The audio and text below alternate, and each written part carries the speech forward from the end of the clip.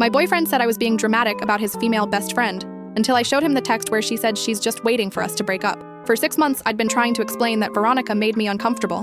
The way she'd text him at 2 a.m. about nothing, how she'd touch his arm and call him by a nickname only she used, the Instagram stories she'd post from his apartment when I wasn't there. "You're being insecure," Liam would say. "We've been friends since high school." It's not like that. I believed him. I wanted to believe him. Then my phone died during a work conference and I borrowed Liam's to call my mom. That's when I saw it. A notification from Veronica that made my stomach drop. "Day 187 of watching you waste your time. She's not going to last. They never do." My hands shook as I opened their message thread. Months of conversations I'd never seen. Her complaining about me. Him defending me, but weakly. Her sending photos of herself in outfits, asking his opinion. Him responding with heart emojis I'd thought were reserved for me. But the worst part was from 3 weeks ago. "Veronica, you know you're going to marry me eventually, right?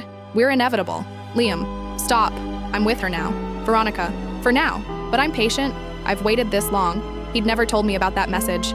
Never mentioned that his best friend was openly declaring her intention to replace me. When Liam came home that evening, I handed him his phone with the messages open.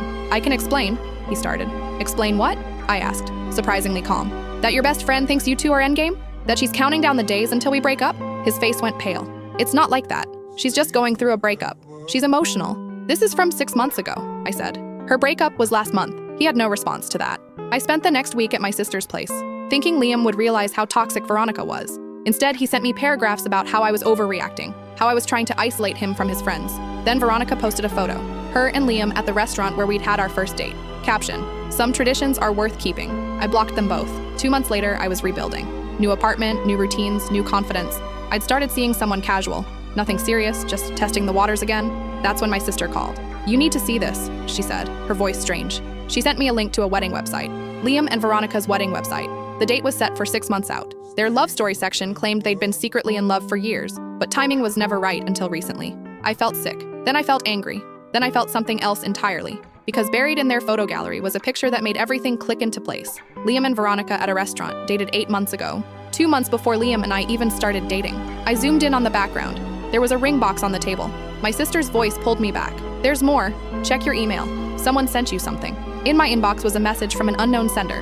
No name, just a subject line. "You deserve to know the truth." Attached were screenshots, dozens of them. Messages between Liam and Veronica going back 2 years, planning how he'd date other girls to make her jealous, discussing their timeline for getting back together, referring to me and his other ex-girlfriends as placeholders. But the last screenshot was dated yesterday. Veronica to Liam. "I told you the revenge plan would work perfectly." She never suspected we staged that text for her to find. My phone buzzed. A new message from the unknown sender.